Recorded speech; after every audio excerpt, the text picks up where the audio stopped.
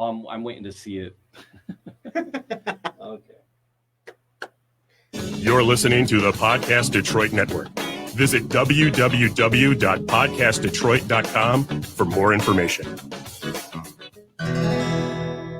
I said, hey, welcome to the Man Cave Happy Hour. I said, hey, welcome to the Man Cave Happy Hour. We're gonna drink a fine whiskey and smoke a really fine cigar. It is time for happy hour. It is the Man Cave Happy Hour. Whiskey, cigars, spirits, the stories that go along with it. I'm Jamie Flanagan. Yeah, I am Matt Fox. And it's it's more of a man cave today. It kind of is. We're all wearing pants though. Yes. But we invited a lady into the man cave because it's a podcast for everyone. Absolutely. It really is. It is. Which is why we're wearing pants. Yeah. Yes. Yeah. So you notice the studio is a little different. We're standing up because a lady entered the room. So we stand up. That's how it works. Yes. We're consummate gentlemen. We try to be. That's what it is. Well, no. And we figured we're going to mix some drinks. So we figured let's get on our feet and mix some drinks and let's have some fun and try to make this as awkward as humanly possible. Do not ask me to do sit-ups or jumping jacks. And there's no exercising. Right? I wanted to dance during the opening song. But the mics were on, so I couldn't say, let's dance. But, so who do we have with us today? Oh, Tara, one of our world favoriteest bartenders is with us. Tara, thank you for coming back and coming into the Man Cave this time. The last couple of times we had to do everything virtual. So so glad you are here to hang out with us. Getting over the pandemic. Some people are getting back to work. Are you getting back to work? Or you said you're homeschooling? I am. That is currently my only job. Okay. Just homeschooling. Taking care of the little ones. Yes. Yeah. Well, God, I teach high school, so I know the other side of the big virtual desk. It's quite the challenge. Tara paid me a small compliment. I told her I had 3 daughters. Oh, they were older, 25, 22, and 19. She's like, I I never would have ever guessed. guessed that. You survived. They survived.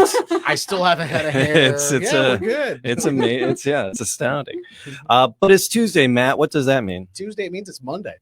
Because typically, since March, since we started doing this, Tara, Tuesdays at 5:00 was with Joe Louis Bourbon. This is our tasting Tuesday, and this is kind of starts our week. Right. So good way to start the week. It's a great way to start the week. So we're very happy to have you here with us. Well, thank you. And it looks like we also have Michael Shore from Victory Spirits. Joe Louis Hello. Bourbon is us as well.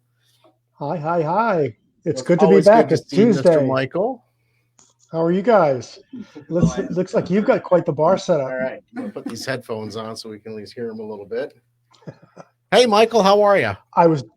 I'm great. I was just saying, it looks like you guys get quite the bar set up there. We do. We have Tara back in studio here with us, and we brought her into the Man Cave. So we're happy to have her here. So I'm going to get a separate pair of headphones. I'm going to give Tara these so everyone can hear everybody. All right, fair play. Yeah. So it's fun. It's we hang out in the Man Cave on Tuesdays with Joe Louis Bourbon, and you played with Joe Louis once before. I did, and right at the beginning. Very early on, if I recall. Yeah. We sent her home with a janky plastic bottle. That is very true. My apologies. We've upped our game a little bit because as your parting gift, we'll actually have a nice glass bottle of Joe Louis Bourbon for you. So we're not sending you off with another actual bottle. That's right. It was a water bottle. It was a water with bottle. Pin taped to it. It was. So it had a Man Cave sticker on it, so that legitimized it. That is apparently. And a pin, and I think the pin might actually be on my back. Right on. So it's Tasting Tuesday, Joe Louis Bourbon. We like to play with some Joe Louis, and we're like, you know what? Season's changing. Yes. We're heading into fall a little bit. And we think we might want to try some fall cocktails, and you were kind enough to maybe want to do that up. Yeah. So now Joe Louis Bourbon, Michael, and we've talked about the mash bill a lot of times, but just if somebody's picking it up fresh this time, because it's heavy on the corn. It's 66%. 66% non-GMO, locally sourced corn, and it's 14% rye, and it's 20% barley. So it's a little higher on the barley count than the average bear. That's great. But the corn forward, it makes it very unique. for my palate. You know, because the 66% corn, just for my palate, it adds an added sweetness to it. So and the other aspect of it is that it is hand distilled in pot stills. correct. And that means that the heads and tails are discarded in this case, and it's just the hearts. So you've got it removes some of the harshness. It also actually helps the bourbon taste a little bit more mature than its 2 years in the barrel. Right, Little more rounded, a little bit more layered. What you might normally expect from a 3 to 4 year old. So we found, of the same we mash found bill. that it's not as spicy as I mean, not as sweet as the nose is. The nose is very corny. Yes. Right, corny. That's a corny nose. To me. Yeah, I always knew you were corny. So I'm really curious to know what Tara has in her bag of tricks, because she actually walked in the studio carrying a bag, and we're like, wow, she's had a little time to think about it. Well, I mean, in my defense, one whole bag is tools and one is actually just more tools. okay, great. So there wasn't as many tricks in there as you thought there might be. Sure. No, so I'm really curious as to what you're going to be pulling out today here. So I decided to go both more fall flavored, but one more spirit forward and one shaken. Oh, nice. So I have a coffee maple old fashioned, and then another one that's going to have a ginger honey with a little bit of chinar, which is an artichoke amaro. Oh wow! And then the bourbon and some lemon juice. All right, Tara. I have a question for Tara, if I may. Yeah, absolutely. It's really a question and a request for input. You know, our next release is going to be what we're calling Brown Bomber Bourbon, and it is a bourbon that has infused with maple syrup. And we are actually going and doing some tasting samplings and looking at some options. And one of our thoughts was to add a little coffee. To it. Coffee so and I maple would be very great together. That's why I'm very intrigued by your cocktail recipe, and we may need to have to get you offline and having some input into this as we do the tastings on it. Yeah, for sure. Excellent. Because on your website, the ice is here. Yep, absolutely. Because Michael, on your website, you actually do have a page that's dedicated to specialty cocktails that are made with the Joe Louis Bourbon, if I'm not mistaken. So yes, and I would if be you go to the very website, you can honored actually see if Tara wants to allow us to have her recipe on there. We would love that. Yeah, for sure. Excellent. Did I moon everybody? Absolutely. Fair play. All right. I forgot to get the ice. Do it again. I brought the ice, and then I forgot the ounce of ice. Anyway, you can never have too much ice. Yeah. Hey, 5 o'clock comes and you got to roll. It's 5 o'clock Tasting Tuesday. You're ready or not, you got to roll camera. So I missed. So I just as you go through them. So the first one up, you were gonna probably do the old fashioned first. Okay. Start boozy. I always like to start boozy. Yes, ma'am. Works for me. I've been rewatching Mad Men, so the old fashioned is featured prominently. In those early episodes. So that'll be nice to see your take on any of those. Really? Oh my God! Yeah. Okay, wait, Yeah. Well, Tara, I don't know what episode number and what season it is, but the best episode of the making, where he actually makes a Manhattan very deliberately, the Don Draper character, Jonathan Hamm, and he makes it for somebody he doesn't know who it is, and turns out to be Conrad Hilton. But it's the scene. It's the episode where Roger's daughter gets married, and they all Don leaves and goes behind the bar, and he's hanging out with this guy he doesn't know, and he's literally making it. It's almost like a recipe show where it's like, first we put the sugar cube, and then I put some bitters in, and then I do this, and I do that. So you'd love to see that, it's classic. Fair enough. I got to dig that episode up. Yeah, I'm sure you can find a clip of it too, probably. Yeah. So what is, in an old fashioned, what do you think the most important element is to get right and have the right one? Oh, the measurements by far. Okay. The measurements, because even a little too much syrup and it's way too sweet. Okay. So are we talking 36, 24, 36? Nice. Boom. Nice. Nice. Impressive. So much for keeping the misogyny on a low roar. Now I'm sorry I mentioned the Madman. I'm sorry I mentioned Madman. Now it's like back to like 50s office behavior. So I only have one bitters at home, and it's the orange one. Okay. And then I was in the store the other day, and I was like, oh wait, there's a crap ton of different kind of bitters. Yep. Yeah. What's good for the old fashioned? Is the orange one good for? Yeah. Okay. Yeah. And the name, I always say the name of these guys wrong. Angostura. These Angostura bitters. So Matt, you notice this, it's got the label, right? And it goes up and the label's too big for the bottle. Is that on purpose?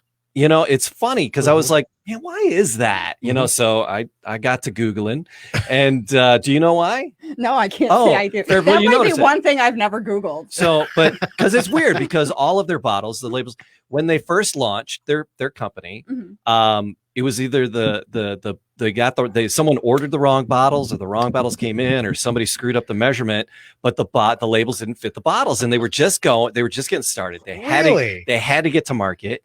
They couldn't take the hit of reordering one or the other, and so they just went for it, and it became their thing. That they have the floppy top on the label. It's a throwback. How many decades ago? How many? I don't know. So it's like 100 years ago. Yeah. Oh my gosh. So they just went for it, and so it's become a standard thing. It's learn something new every day. For my uneducated mind, I would think when you pour the bitters, you get a little syrupy on the top of it, and it kind of rolls down the lip of it. Not really, because there's a dasher on top. So you're just dashing it. Yeah. We were going to do that with the Joe Louis Bourbon, and we made Joe this big, but it was just flopping all over the place. So we're going to do a life-size Joe Louis on the bottle. It just didn't work. I was going to say, do you have Joe at any of the ballparks? Do you have a cutout Joe at any of the ballparks? We will when they're open with the fans. Oh, okay, right. You're saying for now? No, we don't. We should do that. But we do have life-size Joe for arenas when the concessions open, but none of them are open. Right. Yeah. Right. No. So it's like that's kind of interesting. If people are buying, the paper, talking about the oversized paper, the paper cutouts to sit in the stands. And one of my former students is, he had one. He was like, he goes, that was the best $150 I saw that picture. I ever spent. He goes, it's paying off. Thank you, Fox Sports Detroit. Because his picture, he was standing. He was like, and he was behind the reporter, and he was like, dang it. But then the reporter. Lean, and that was visual for on a podcast. So I don't know why I had to lean, but the reporter leaned over. You could totally see his cutout, and it's like he was like he screen grabbed it, and he was all excited. That's great. It's just money well spent. He said, but it was $150. He said some of the more expensive seats could be like to $1,000. Wow. In one of the more prime locations. I'm going to go back to 2 weeks ago when I said these words. Where would your cutout be? It would be in the nosebleeds where I can afford. It's $5 nosebleed seat. Yeah, $5 nosebleed cutout. And it's more of just like a brown paper lunch bag with a smiley face and a bad mustache taped to it. So and the Lions, they said they had one more loss, and then they'll start passing out the cut out paper bags to put over. Yeah, I saw that. Yeah. So I got mine ready to go. All right. So bitters, because it's supposed to be 2 dashes, 3 dashes. So yes, typically 2 to 3 dashes. I, however, like things super bitter. So I do 6 or 8 dashes. Wow. And for Joe Louis Bourbon specifically, I would probably do between 4 to 6, because then since I'm adding a simple, which would be in an old fashioned, it will just cut a little bit of the sweetness, so it's not too over sweet, especially for people who don't like sweet cocktails. But because when you do that, and because I'll be mixing at home, and I'll go 1, 2, 3, and I'll be like, God, that just does not seem like enough. Right. It doesn't. But if you make 2 side by side, like one without, one with, you'll be able to taste the difference. It does. If you made an old fashioned the original way, you're not using simple syrup, right? You're using sugar cubes. You're using sugar cube. I prefer syrup just because using a sugar cube, no matter how many times you stir it or work with it. You're still getting a little bit of that sugar left on the bottom. Oh, And I did totally agree. But I'm going back to the fact that in the early, when the sugar cube was the sweetener, it required a lot of bitters because that was the liquid that was helping to dissolve the bitters. So, Right. early old fashions always had, high bitter content.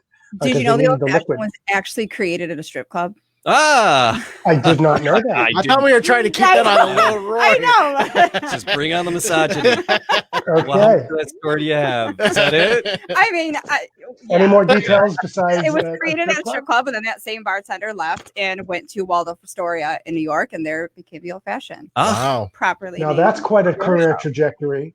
Yeah. You go from strip club to the Waldorf Astoria. Waldorf, yes. Made his parents Probably more proud. naked bodies running around the Waldorf.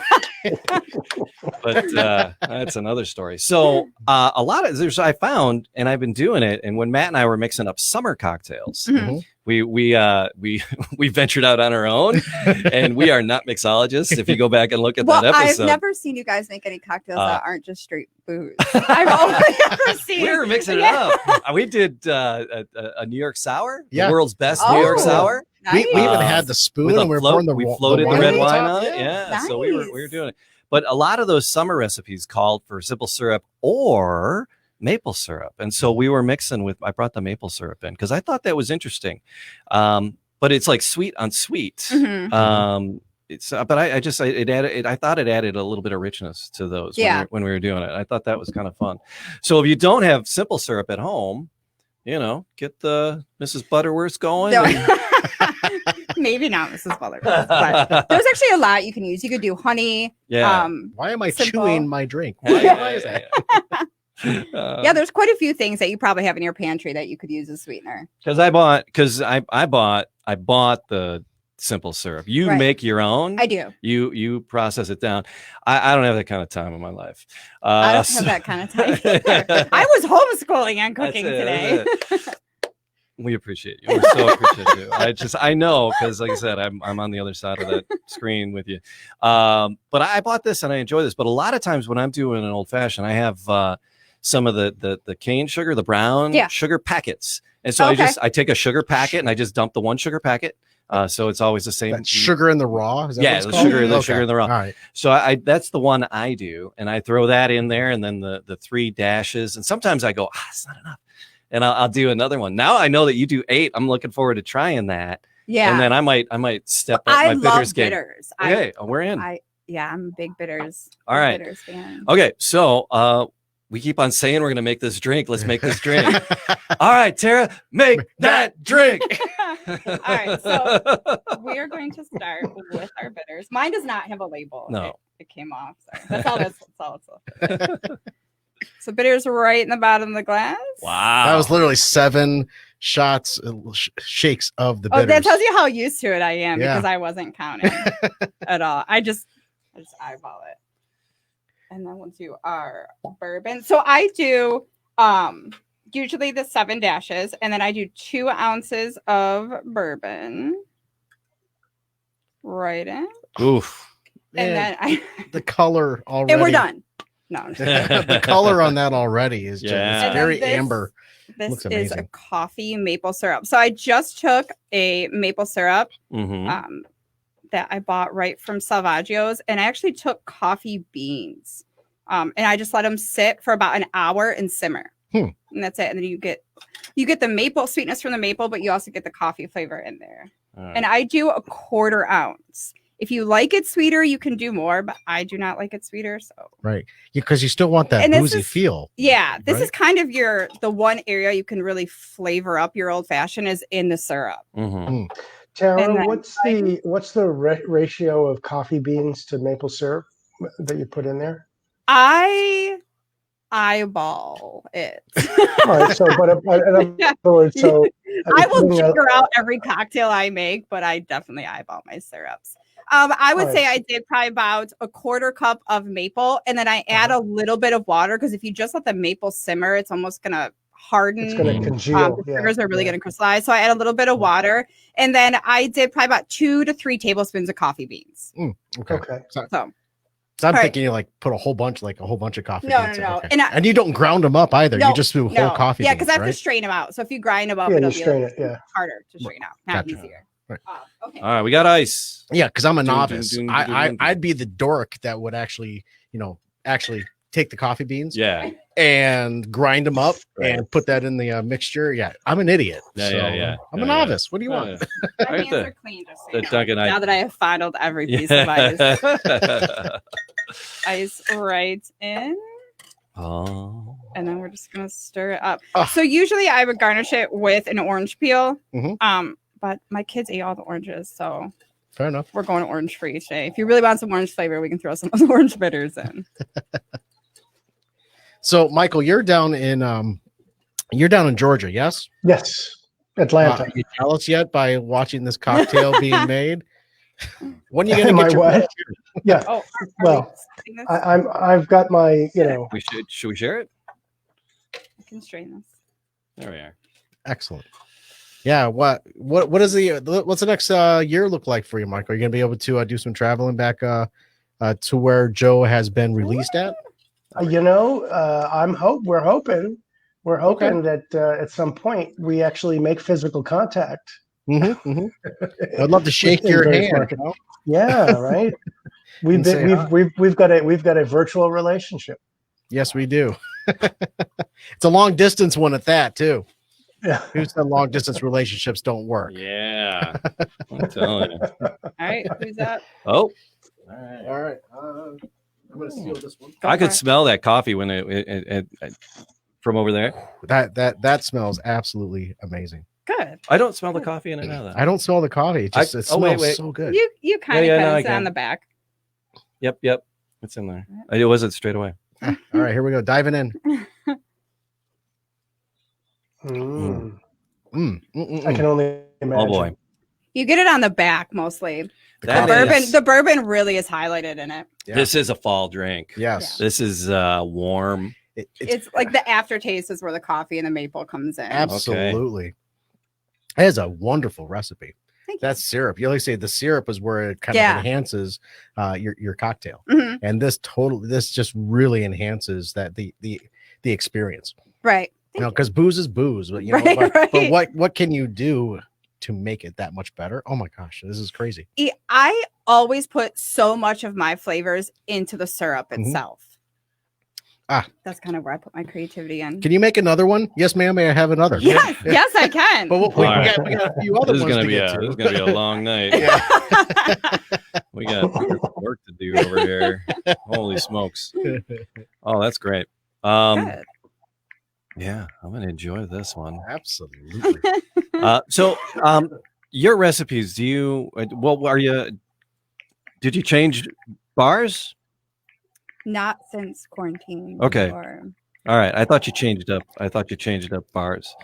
No, I've kind of been bouncing around. So I've been teaching cocktail classes for Detroit Golf Club. That's what it was. Oh, Yeah. right. I thought I saw something. Yeah, I've different. been teaching classes for their members. Fun. And then I've been just doing my own virtual online classes for a lot of my regulars and friends and stuff like that. So that's kept me busy. So your cocktail class, is that for just the Detroit Golf Club members themselves, or can people sign up? Or... Nope. So the ones I do there are just for the members themselves, but Okay. I do ones on a side that anyone can sign up for. So if someone wanted to sign up for one of your personal ones, Mhm. where would they find you? How can they? You can connect? find it on any of my social media. I mean, you guys have my information. Oh yeah. We yeah. we usually tag you in all the Yeah. videos when we Yeah. put them up. So anything like that. Okay. Hey. Yeah. So if you want to If you want to learn. partner with a true mixologist, I'm telling you, you would not be disappointed in any way, shape, or form. I want to be downtown Yes. in a dark bar with dark wood, Mhm.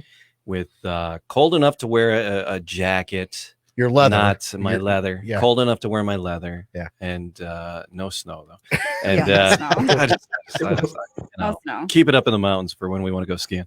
And drinking this. Mhm. This is This just sets the it's mood, where doesn't you would it? wear By a it. fireplace. Mhm. Mhm. And just all right. I'm there. Yeah. Ooh, happy place. A nice little warm sensation. So what's next on our hit parade?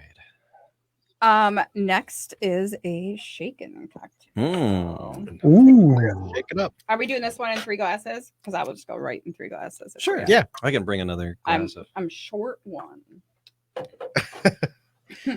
All right. Man Cave Happy Hour always has backup glassware. Oh, Yeah, right. we all of our glassware, it had to get taken home and washed Yeah, because we we abused the glasses apparently. I think we did that during the Detroit show. Yeah. Yeah. So we're living off of plastic right now. Yes. All right. So I have lemon juice, which I squeezed just before I got here. Oh, fresh squeezed lemon juice. And I'm doing a 1/2 ounce. So however much syrup I do, I always do the same amount of citrus because then it's never too sweet and it's never too citrusy. Okay. It's always perfectly balanced. That's just how I work things. So is that Cleaning up my dripping. 1-on-1 ratio? Yes. Yeah. Okay. And then this is a honey ginger. So I decided to change it up. Usually I do a honey turmeric. That's kind of been one of my go-tos. One of the last times that you were in the man cave with us, you were virtual, but you actually used Earl Grey tea for one of your concoctions at one point. Did I use Earl Grey or oolong? It was both actually. I think it was oolong. Oh yes, but I infused the gin with Earl Grey, but I think I did an oolong. Yeah, I it doesn't matter how hard I try to branch out of like what I do. I always pull an Asian flavor into it somewhere. It's like I can't help. I really can't. It's just a lot of my background. But I just remember that's just stuck in the back of my brain because that concoction, the infusion that you did, was just incredible. So, like I said, if you really want to learn from a true mixologist and someone that brings her own game into the beverage world, sign up for a class.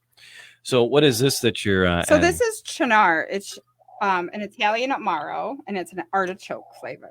Artichoke. Yes. Chinar. Try it by itself. This is one of my favorites. I will drink this. I've put it in my coffee. I have drank it by itself. Matt, do you want to try this? Yes, please. It's just so good. Yes. Actually, while I'm trying this, Okay. One of our friends of the man cave, Bill, Jamie, one of our friends from the man cave, Bill, he actually chimed in. Yeah. Ah, yes. He says, "You keep having cocktails in the Northville studios. I'm gonna have to stop in pretty soon." All right. So yeah, Bill, everyone's welcome in the man cave. It's a podcast for everybody. So 4455 East Katy, Northville, downtown Northville. Most absolutely welcome. And then Peter Guidi says, "We love Tara." So Peter, thanks for popping in and saying hi. And yes, we do love Tara. Yes. So thank you. I need that glass back, so I need you to drink that. Oh, fine. Drink. Come on, we got drinks to pour here. What are you doing? All right, so in there you got some. What's in the? So I did a 1/2 ounce lemon juice, right. 1/2 ounce of the honey ginger, and then 1 ounce of Chinar and 1 ounce of the bourbon. Okay. And then we're just gonna shake it up. Artichoke. Ooh, Pavlov's dog. Listen to that, folks. I love when the metal gets frosty. Yeah, Right. and your hand sticks to it, and it's like, these are a few of my favorite things. Oh, that's got a very creamy look. It's got a creamy look towards it. Is that because of the lemon? It's just from shaking it. Yeah, the lemon, everything emulsifying. I feel like I'm pouring shots. Yeah, shot. Yeah, right. You gotta triple. Back to my nightclub. You gotta days. triple it up, and yeah, I don't think we could do. No, I couldn't handle that. My liver. Mm.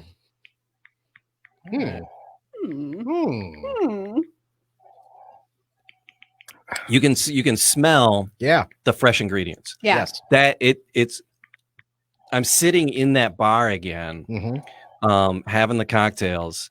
The fresh ingredients make all the world. They do. All the a lot of world people. different. I always tell people that when I'm teaching my classes is if you were to try a cocktail that has lemon juice that you buy like one of those little lemons at the store, right, and fresh, it makes such a difference. Huge difference. The whatever juice it is that comes in the lemon is almost too acidic, and you taste it more back here. So I could. That's when I smelled it. I was like, it's got a fresher smell to it, and it's decidedly different. Mhm. It is very. I can almost feel like you take a lemon peel, and you kind of char it a little bit, and then you kind of rub it around the around the glass, around the rim. That would just thank you. No, I'm just kidding. That's it. Sorry, I've been drinking. What do you want? I'm a novice. What do you want? Oh, that's pretty. But it's still light. Because we're just heading into fall, so still light, but gives you some fall flavors. Absolutely. And it has lemon and honey and ginger. So if you're ever covered all the bases. That ginger and the lemon, are hitting my nose. So Tara, can you make sure to get us your recipes, and we will put them out on the Joe site? Yeah, fun. I can do that. Absolutely, for sure. This is a tasty beverage. I want to sit in the big leather chairs out there in the lobby. I want to be in the studio with you, so I can taste this stuff. Nothing stopping you there, Michael. Yeah, I'm just saying. We're open. ETW distance. Down. That's some great. Socially distanced. So Man, so the difference, really the first one was stirred because there was just spirits in it. Right. And then this one, what I've learned, because you had fruit, you had a juice, you shake those. Yeah. What's the theory behind the shaking? Does it? If I was just to pour the juice right into the glass and not stir it or anything like that, it's going to be it's going to be too much citrus, too citrusy, too acidic. I mean, you will see drinks where it's not shaken, and we will swizzle it in some drinks that has citrus in it, but you're still really mixing it up in the ice. So, but if you were just pour it and stir it a couple times, it's going to be way too. Because you end up getting layers. You'll get the booze, and you'll have the citrus on top of that. So that's why you want to shake it really. Yeah. Put it all together. Yep. Blend it. Yes. Exactly. Yay. You never use a blender in anything you do. It's all shaking and good. Yeah. Good. True bartenders don't use I will say a blender. The last time I used a blender was probably like years ago in my B-dubs days. yeah. Now I got to tell you, I got a friend who he lives and dies on his pontoon boat. So let's set the stage there. And he's a AV guy and technical guy up at Central Michigan. So you got that. But he had a blender. We were at journalism camp, and when the kids went to bed, all the instructors got together, and he had a blender with handlebars on it. So he was mixing them up. I'm like, you are the only man I know with a blender with handlebars. It had like the BMX bicycle grips on it, and it was like, and he needed it because he was working it all night. It's my favorite blender in the world. But you wouldn't use that to make one of these ever. No. All right. I'm getting giddy already. There's a girl here. We don't know what to do with ourselves. All right. You're talking about you, right? Yeah, pretty much. Okay. Pretty much. All right. So what's the third? I only have two. Oh, I thought you said you had three. No, I only brought two. Okay, one shaken, one stirred. Yeah, one shaken, one stirred. All right, fantastic. Because we have an array of things. I was looking. There's all kinds of crazy. I would do the Tara challenge and see what she can concoct. Yeah, it's like, it'll be like it's like a Top Chef competition. Right? So what can you make in 5 minutes? There was a show like that where the chef would come in to like a sorority house, and he would go into the fridge with whatever kind of odds and ends they would have, and create like a gourmet meal out of Hamburger Helper and bratwurst. It was Dinner Impossible. Yeah. Is that what it was? Well, that was a show where this chef would come in, and he'd have this impossible challenge. Either it was dinner for 400, or it was create some amazing meal out of that. It was that Robert Irvine guy. Robert Irvine, yes. Yeah. Yes. Yeah. It was a good show. Yeah. I gotta say, one of the Joe Louis Bourbon folks that are on the Facebook page, Jay Baker, he said Maine is well represented. Okay. With Joe Louis, because with Peter and JJ, they've been working so hard to bring Joe Louis out. Yep. Yeah. And then and the product is in Maine now, so that's good. Yep. The maple infused. I love the maple infused. The coffee idea, that was just a great idea. So and then Jay chimed in again, looking forward to the maple Joe. So thank you guys for chiming in. Appreciate that. Right. Michael, we could talk about that after we make one. Well, Michael, tell us a little bit about that. Where are we standing with that next expression, that maple, right? Well, in fact, I just got out of a meeting about 10 minutes before I jumped into this fiasco. So I don't have a hard timeline, but in what is today's date? In about a week and a half, we're going to meet at the distillery and that's what I was mentioning. We're going to do some tastings and some options of some of the variations and make some decisions on that. And in terms of, it's probably going to be it'll be after the first of the year, when it releases. And I don't have the release plan yet, but it's happening, and the creative is happening, and part of it's also based on when enough of the on-premise market opens up in markets too. Right. So what's the mash bill? What's the premise on that again? On the brown bottle? I can tell you generally what it is. I've tasted it, but it's not. We haven't settled on the final mash bill. Sure. But it will be a bourbon base, and it's about I want to say it's about a 15% pure maple syrup with bourbon. And the bourbon has been aged, but then it is additionally aged with some additional oak when it has the maple in it. So that adds a little bit, and we're just kind of playing with some variations on that, and what the finish will be, and also whether we were looking at options for everything from cinnamon to coffee, and just for a little bit of a touch. It won't be overpowering at all. So we're going to be playing with some of those combinations.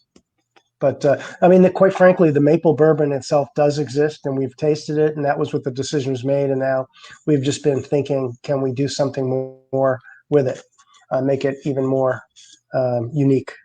Yeah, fair enough. I always like new expressions. Yeah, absolutely. That was pure maple, not Buttersworth. What's cool about it? What's cool about it, and you guys have seen this a little bit, and you haven't seen the finish, but the brand is going to be. It's the first brand extension, but it's going to be a different aspect of Joe Louis. It's going to be about Joe Louis and the Harlem Renaissance period, and kind of the debonair man on the town, and celebrating jazz and bourbon and nightlife, and that's going to tie in with our music plans that we have. You've met the other Joe Granston. And so that's all going to be, it'll all be coming together first quarter. I like it. Awesome. Yeah. So what are we challenging here? Are we challenging? I already got it. Here we go. She saw it. She's going. Yeah. All right. It took me a second to all right. So what are we thinking about? Get it together. All right.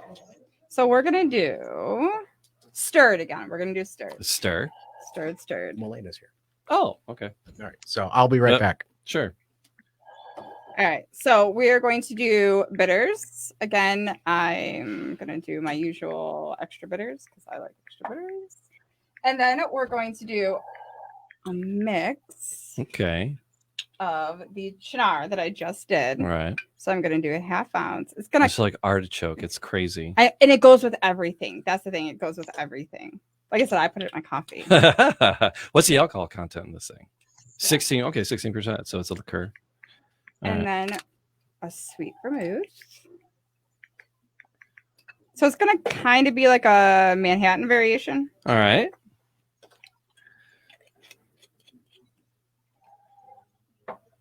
Let me get a couple fresh glasses and then some Joe Bourbon.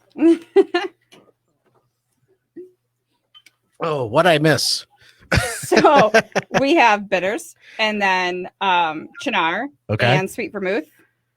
Okay, so this is a little bit different from what we did before. Yeah. Because we didn't do the sweet vermouth before, did we not? No, we're adding it. This was the third cocktail I just pulled off you guys. Oh, well, that's what it's there for. So hence the Manhattan. Yes. I'm excited. That's our bar cart's getting professional handling. Right? It kind of is. I love it. I love it. I love it. I love it. All right. Ice right in. Except you're never going to find anything after. She's going to have it all organized. Like, Who organized my stuff? I don't know. Yeah, where like, anything wait, it was right in front here before. All right, so this is another stirred cocktail. Yep, another boozy one. Yeah, you said boozy one. Okay. Spirit forward. Spirit forward. The best bourbon cocktails are all boozy. They are. Awesome. It's just a fact. boozy cocktail. I just like the sound of the cocktail being made. That's one of my favorite sounds in the world, is that stirring or that shaking feel. Yeah. Just a great sound. All right.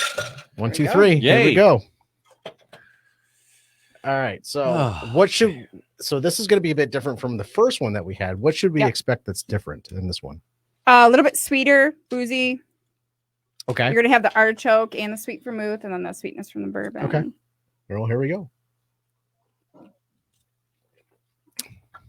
Ooh, yum. It's bitter and sweet. It's so yum. It is, yeah. And going that little heavier on the bitters. You get the bitter on the back, Yeah, it's.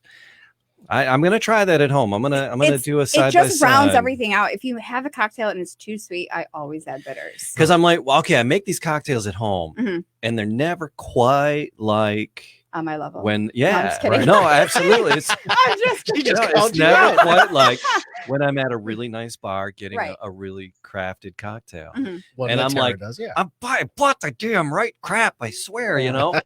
And, it's all in how you build it. It's like it really comes I down. got syrup and she's not wearing a dress. Okay. I bought the good stuff. It's not in a bottle with a person's face at the top. No. But there's also so much you can do with different bitters now, because you've got such a wide range of the ginger and lemon and hibiscus, and there's an Earl Grey bitters. Yeah. So many. Yeah. I was making the majority of the bitters I had at the library. I was making my own, but it's time consuming. I guess the library was the establishment that you were at. That I came from prior to COVID. Okay. Yeah. All right. Because I actually just bought my first bottle of bitters. What kind did you buy? I can't remember. I think it was the orange bitters, to be honest with you. And I actually got a thing of the simple syrup as well. So I'm starting to really dab very simple syrup is easy to make. Yeah, very slowly, because if I start getting good at it, look out, world. Yeah, right. You got a random career switch. You got a random jar in the fridge, and your wife's like, "What's this?" I can't drink this. I know I can. So I can say whatever. She never listens, so it's safe. All right. So I think that's it, Michael. The Making of Champions podcast. Yes. Tell us a little bit about coming up this week on Thursday. Is the woman who's the producer of the TV show Boxing Moms. Great. Michelle Rosado. And so she's an interesting character and has been around boxing in a different way for a long time. And a couple of months back, excuse me, we had a boxer on who mentioned that his goal was to get his mom on Boxing Moms. So we're going to see if we can make that happen. Oh, all right. On this Thursday's episode. And folks can actually see that live on your Facebook page at 5 o'clock on Thursdays. Yep. And 5 o'clock on Thursdays. Absolutely. Hosted by Tanya and Cole. On Podcast Detroit. A boxing and bourbon enthusiast. And then Marquise John, who's a boxing journalist. Yes. And if you're into sports, another great sports podcast is Detroit, City of Champions. Yes. It's all about the 1935 year in Detroit when the Lions, Tigers, and Red Wings all won their first championship. And about 30 others, same thing. So, but, everything you can see on the Podcast Detroit Facebook pages. You'll be able to see the Making of Champions podcast on the Podcast Detroit Facebook page as well. So, just a great partnership that we have with the Joe Louis Bourbon folks. So Michael, Peter, JJ, guys, thank you, for your partnership. Thank you guys. Thank you guys. We appreciate you. Lovely cocktails and call it a day. Cheers. Ladies, gentlemen. It's a day. I think it's Tuesday. Cheers. Cheers. Oh, got it. God, it's such a great drink. We're still live, but it's such a good drink. It's still a good drink. It's still a good drink. It is. It's good. Smooth and bitter. You got it, Jamie? I was stopping Sam. All right, I got the.